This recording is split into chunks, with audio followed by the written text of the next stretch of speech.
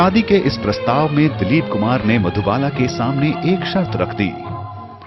दिलीप कुमार की शर्त थी कि मधुबाला शादी के बाद अपने पिता से कोई रिश्ता न रखेंगी। मेरी तरफ देखो, ऐसी बहकी बातें न करो, मुझे डर लगता है। अपने यूसुफ की इस शर्त को सुन मधुबाला सन्न रह गईं। मधुबाला की चुप्पी ने दिलीप कुमार को ये सोचने पर उनमें और अपने पिता में मधुबाला अपने पिता को चुन चुकी हैं। इसके बाद दिलीप कुमार हमेशा हमेशा के लिए मधुबाला की जिंदगी से दूर चले गए। अगर उस वक्त मधुबाला हामी भरती तो वहीं के वहीं शादी हो जाती, लेकिन एक शेर है शाहिद लुधियानवी का कि खुद में हिम्मत है तो दुनिया से बगावत कर लो, खुद में हिम्मत है तो दुनिया से बगावत कर लो, वरना माँ बाप जहां कहते हैं शादी कर लो।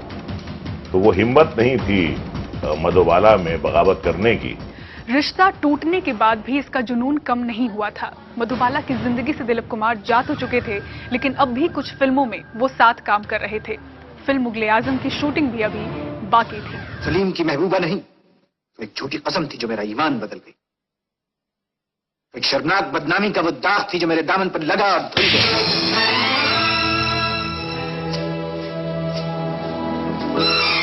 गुस्साए सलीम ने ये थप्पड़ मधुबाला को हकीकत में चढ़ा था।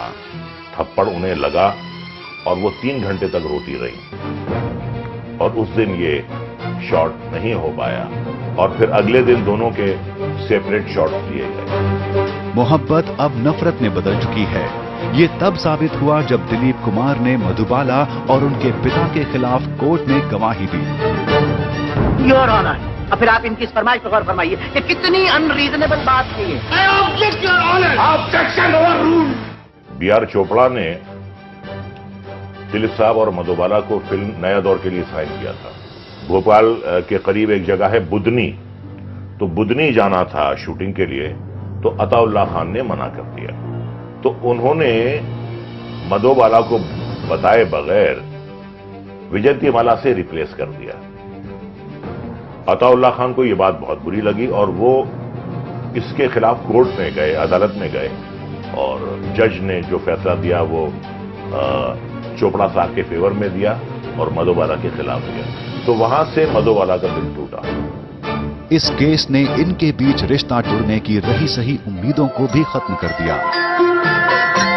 दिल ने जब प्यार के रंग छेड़े, आँखों आँखों में वफाओं के तराने छेड़े, सोग में डूब गई आज वो, सोग में डूब गई आज वो, नगमात की राह जिंदगी भर नहीं भूलेगी।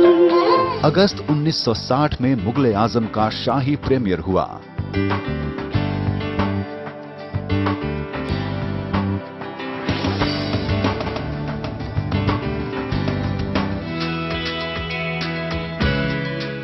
इसमें स्टार दिलीप कुमार की बहुत बड़ी फैन और होने वाली पत्नी सायरा बानू दिलीप कुमार की एक झलक पाने पहुंची।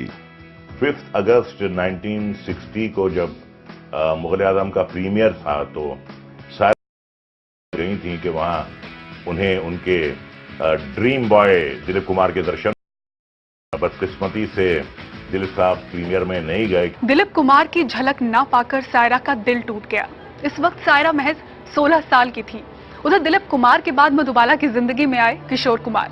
मधुबाला के दिल में छेद था। ये मर्ज उन्हें धीरे धीरे खत्म कर रहा था और ऐसे में उनके पास कोई साथी नहीं था। और कहा जाता है कि दिलीप कुमार को सबक सिखाने के लिए मधुबाला ने किशोर कुमार से शादी कर ली। उधर इश्क के इम्तिहान में फेल हुए दिलीप की जिंदगी में आई चुलबुली सायरा बानो। पूरी कहानी बस कुछ ही पलों में।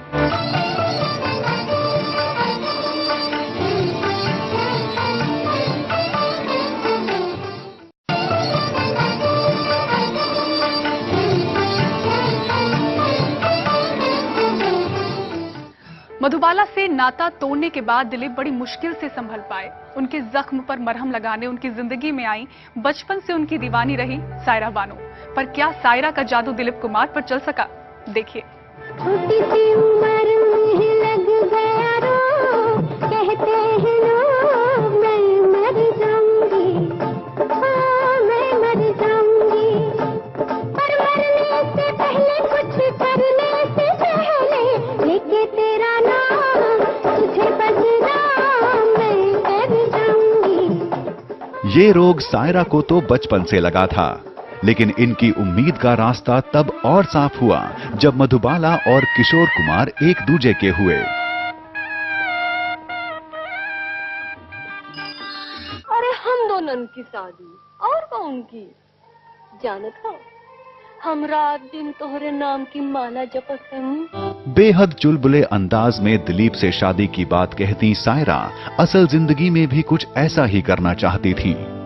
मन ही मन सायरा दिलीप को अपना वर मानने लगी थी। पूछ सकता हूँ इस कलयुग में कौन है वो राम, कौन है वो पृथ्वीराज चौहान जिसके गले में तुम वरमाला डालने पर तुली हुई हो?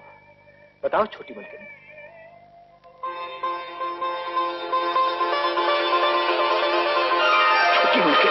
हालांकि इस बीच राजेंद्र कुमार और सायरा की नजदीकी की भी खबरें आईं।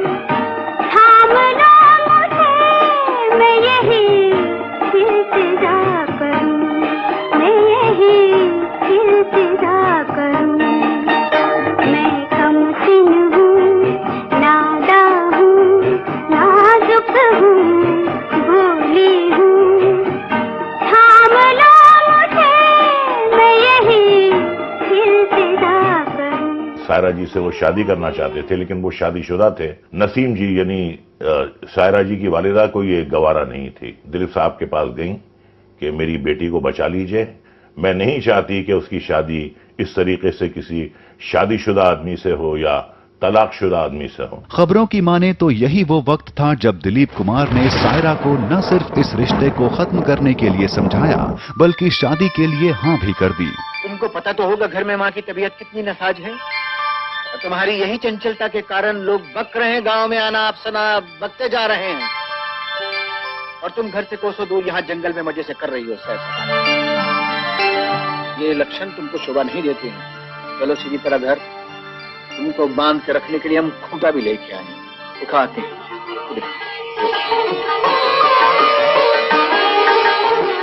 सायरा की खुशी का ठिकाना न था। 1966 में 22 साल की सायरा और 45 साल के दिलीप कुमार शादी के बंधन में बंधे।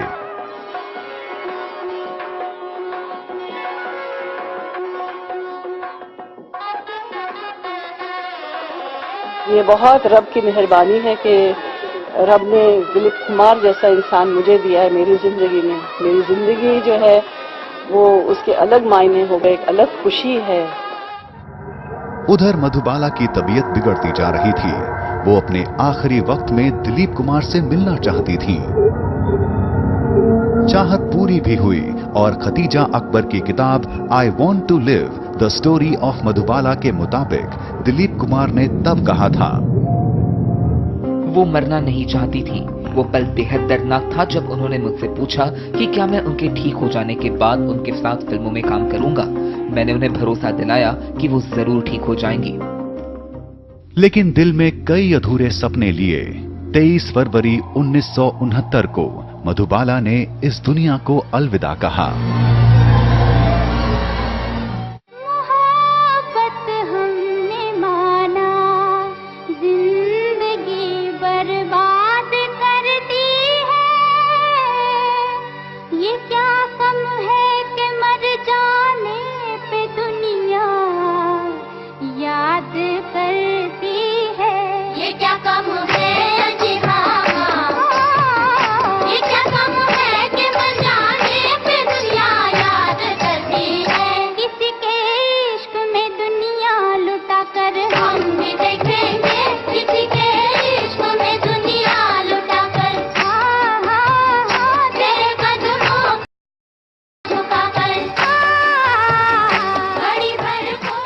जिस वक्त मधुबाला की मौत हुई उस वक्त दिलीप कुमार सायरा बानू के साथ मद्रास में फिल्म गोपी की शूटिंग कर रहे थे। जब वो मुंबई पहुंचे तब तक मधुबाला को सुपुर्दे खाक किया जा चुका था। जाओ कहीं भी सनम, तुझे इतनी पसंद हमें याद रखना। जुदाई के दर्द से संभले दिलीप एक बार फिर बिखर गए। एयरपोर्ट से सीधे वो आए और कब्रिस्तान पे गए। उनकी कब्र पे फातिहा पढ़ी और सुना है वहां बहुत रोए वो। तेरी दुनिया से दूर चले हो के मजबूर हमें याद रखना। लेकिन इस बीच सायरा साए की तरह दिलीप के साथ रही।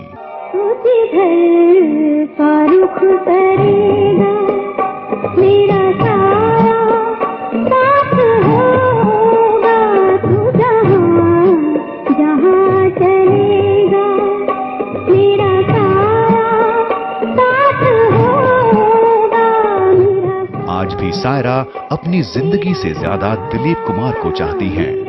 मेरी मोहब्बत जो उनके लिए है वो सब कहते हैं एक दीवानगी की हद तक है। तू अगर